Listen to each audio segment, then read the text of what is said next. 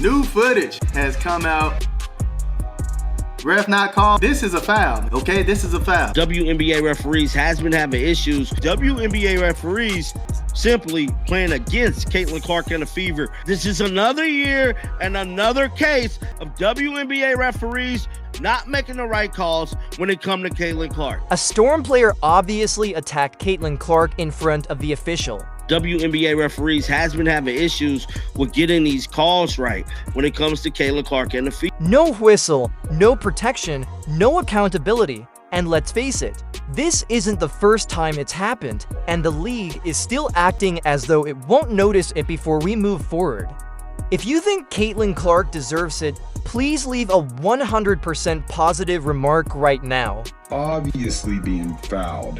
The refs don't call it. We're discussing the pattern, the quiet, and the reasons the WNBA continues to tolerate it rather than simply one foul.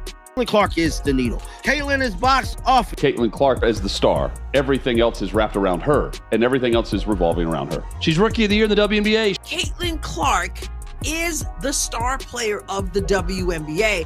The most popular woman ever in the WNBA, Caitlin Clark. We're not just talking about one foul, we're talking about the pattern, the silence, and why the WNBA keeps allowing it. It is a mad situation just all around when it comes to Caitlin Clark. Caitlin Clark has suffered yet another hard foul, and the referees failed to make a call. The WNBA is physical, and she just needs to get over it. What we witnessed in Seattle wasn't an isolated incident. The latest in a troubling pattern is Caitlin Clark being hacked without a single whistle. And we have another situation where WNBA referees failed to make the right calls against Caitlin Clark and the Fever. Let's go back in time to this game and several more this season. Clark has been the object of violent, physical play. Why is that? New year, Caitlin Clark still getting assaulted though, bruh. Why is we back here? And the referees have continuously ignored it. For whatever reason, these referees made it their business to simply not make the calls. From defenders hurling elbows or using heavy body checks to clear contact in the paint. Let's watch the play here. To reset things. As you can see, she dribbles over to the wing, pushes off a little bit, and hits that three. Now, if you slow things down and if you actually go frame by frame, you can see that Pow Pow had two hands on Caitlin. It wasn't just a one-hand hand check. She was kind of grabbing her with two hands. In one widely shared video from the Seattle game, the officials either overlooked it or failed to see it.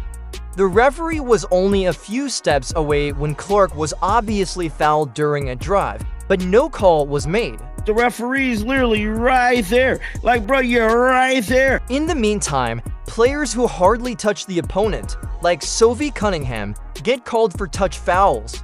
A foul on Sophie Cunningham for doing absolutely nothing. Dantas, just her hands in the air. Another foul. Touch foul, touch foul, touch foul. Fans are now doing the league's job on TikTok and X, posting side-by-side breakdowns of missed calls against Clark, revealing how one player is hit without protection while others are babied. But that's not just inconsistent officiating, that's bias, period. This is a systemic issue rather than a single referee or game.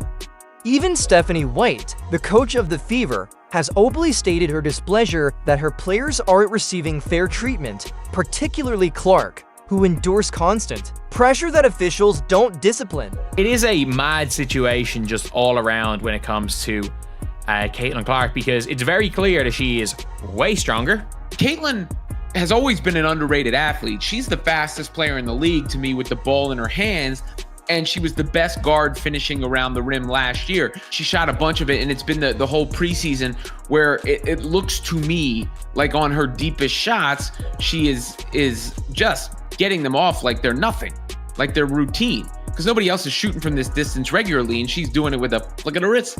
How easily it looks like she's shooting those threes and hitting those threes in the clip that she's doing it, you know, going to the rack, all these various things that show she's even stronger than she was a year ago. And you see it in the strong numbers. I mean, 13 points, 6 boards, 7 assists in 23 minutes of action. And where is the WNBA in all of this?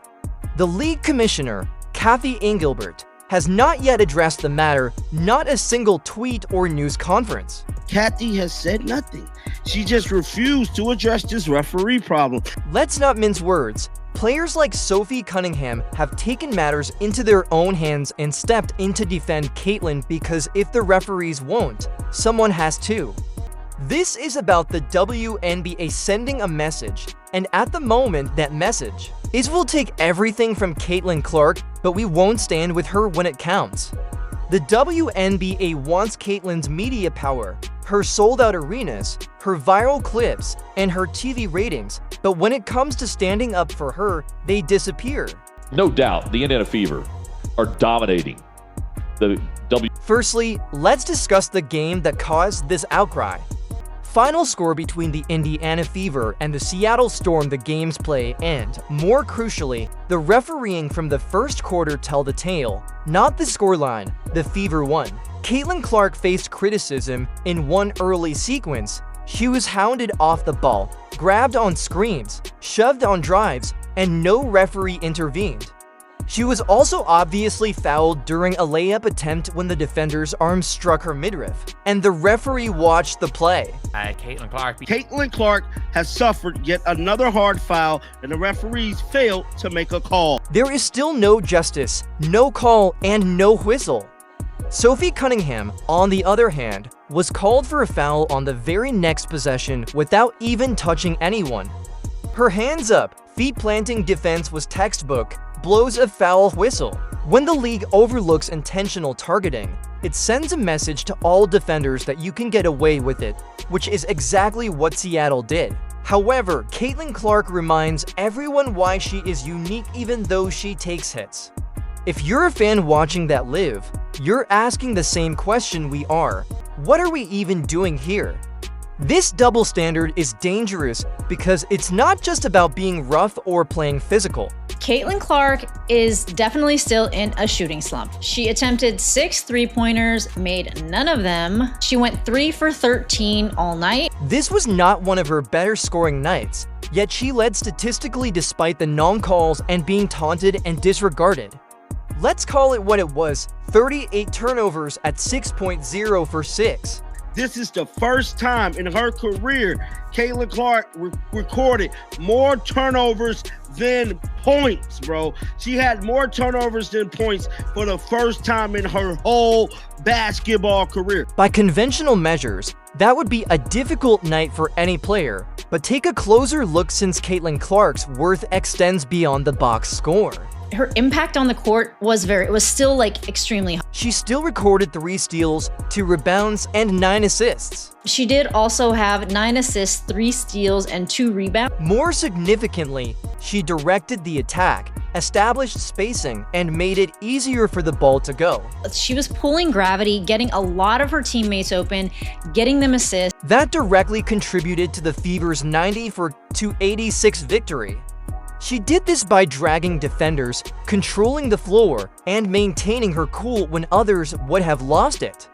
Even former Indiana star Erica Wheeler was spotted checking on her following hard contact. Lexi Hull recorded her first double-double of her entire career. Because even they acknowledge the respect she is receiving, which the referees obviously do not give her. And then there is Aaliyah Boston, who set a career high. Aaliyah Boston put on a masterclass, hitting a career high 31 points, 8 rebounds, 3 assists, 2 steals, and she shot 72%. 8 rebounds and 31 points. She had 31 points, 8 rebounds, shooting 72% from the field. Taking advantage of the rhythm and space that Clark created, even when her shots weren't falling. Indiana Fever fans, they feel what's going on. They are so invested in this team. And I don't think a lot of people thought that the Fever could pull it off. Kelsey Mitchell, who scored 26 points, is comparable. If it wasn't for Aaliyah Boston and Kelsey Mitchell, this could have been the 3rd straight loss. And Lexi Hall, who achieved her first double-double in her career. Without Caitlyn Clark managing the floor, none of this would have occurred. She didn't score, but she improved, and she received the W despite not receiving any calls. 8 of them being Caitlin Clark's, which normally, isn't a big deal, but she did have more turnovers than points. Although the referees blew their whistles and the league turned a blind eye as Caitlin Clark was being bounced around like she was invisible, she stood tall, managed the game, and won. This is the part that the silent officials and critics don't understand. Caitlin's impact isn't just in her highlight passes or logo threes.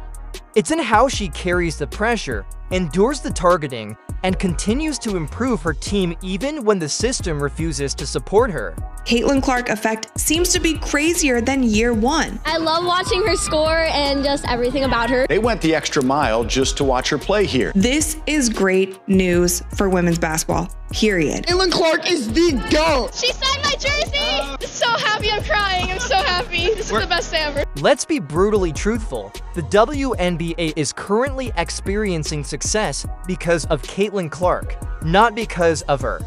Prior to her joining the league, games with an average of 300,000 viewers were regarded as a success. Now, we're talking about primetime levels because of one player. Just look at the data. Indiana records are being broken by Fever games. One meeting was the third most watched regular season game in WNBA history, with a peak attendance of 2.2 million live viewers and an average of 1.7 million. And it averaged 1.7 million views. It peaked at 2.2 million views. ABC's WNBA viewership is up an astounding 76%, while ESPN's coverage is up 14%. WNBA on ESPN regular season averaged 33% more than last year, and it was up 2025 NBA coverage across ESPN of 14% from last year. A victory, bro. ESPN made a bag on this one. And Caitlin Clark is playing in almost every highly regarded broadcast this season. Now, this ain't because they played the Las Vegas Aces. No, this is because Caitlin Clark was expected to ball out. You believe that number to be a coincidence, but it's actually the Caitlin Clark effect. Caitlin and them still doing big viewership numbers, still doing big-time votes when it comes to all-star games, still making their presence felt. She is now the show and the plot, even acknowledged by ESPN and other major sports media agencies. I don't care about the score. I'm watching because it's the FOMO that everyone is rushed to watch. She is the reason why people are returning. And it's not just hype economics is driving up ticket costs everywhere the craze is. The league will sell her jersey, post her highlights, and use her image to draw in new sponsors and national media attention. But when she is singled out on the court and is being shoved, slapped, and elbowed by officials who are ignoring clear fouls, there is no word from WNBA Commissioner Kathy Engelbert and no disciplinary action for dirty plays. Kathy has said nothing. She just refused to address this referee problem. Not a single statement sent out to the entire league saying, "You don't touch our stars like that." In Caitlin's case, the league is taking everything she brings in terms of attention, revenue, and cultural buzz, but giving her nothing in return. No respect, safety, or even fairness. While some players, like Sophie Cunningham, are being praised for defending her, let's be honest, many others are jealous, dismissive, or openly hostile, throwing cheap shots because they know the referees won't stop them. The NBA would allow this to happen to Steph Curry, and the NFL would allow Patrick Mahomes to be hit late without warning. Of course, this isn't because leagues protect their stars. One host did a fantastic job. By simply standing next to Sophie Cunningham, Caitlin Clark elevated her to stardom. That's nice. And she was shooting the shit out of it. Of course she was. Right, so she was shooting the shit out of it. And she's the face of the league. Agreed. She's the face of the league. Agreed. Just have nothing but great things to say about who she is as a person. She's so welcoming and so warm as an individual that she can have a conversation with anybody. She's cut from the same cloth as me in that regard. You know what? Us Midwesterners, we tend to just, accept everybody with open arms. She was so kind to my family and everyone in the suite when she came to KC. So huge fans of Caitlin Clark. Caitlin Clark is the needle mover. She is the needle mover. She is the franchise player. And she was the MVP. She is the main draw. She wasn't the one who was she's full sprinting down the court. Caitlin Clark is a rising star in women's basketball. She's pulling in crazy viewership numbers. She's my role model. I really look up to her. Why do you like Caitlin? And she's so good at basketball. Because she's that awesome person and she has like a lot of aura, so like. She didn't say that to disparage Sophie. Rather, she said it because it's true that Caitlin Clark is leading the league in popularity and that she is the only one rising alone. This is hypocritical. They want her to be the center of attention, so they'll take it, but they won't share the burden of shielding her from targeted violence on the court. Instead, they expect her to bear the brunt of all the pressure, criticism, dirty plays, marketing, load, and viewership boost, and yet she manages to lead her team to victories. Even when she only scores 6 points, her threes aren't falling. She fouls 10 times without being called. She shows up, improves her teammates, and advances the league. Third most watched WNBA regular season game ever on ESPN. However, how long can a 22-year-old rookie continue to carry a billion-dollar brand while losing game after game and receiving nothing but quiet from the authorities? That is not only unsustainable, but it is also unfair and unacceptable. Caitlin Clark is the WNBA's future and present. She has already given them all they could possibly want. Now it is time for the league, the coaches, the referees, and the leadership to give them something back, beginning by raising the alarm. She deserves better, and we won't stop calling for it until she receives it in full. If you concur, leave a comment below to let them know that Caitlin has our support.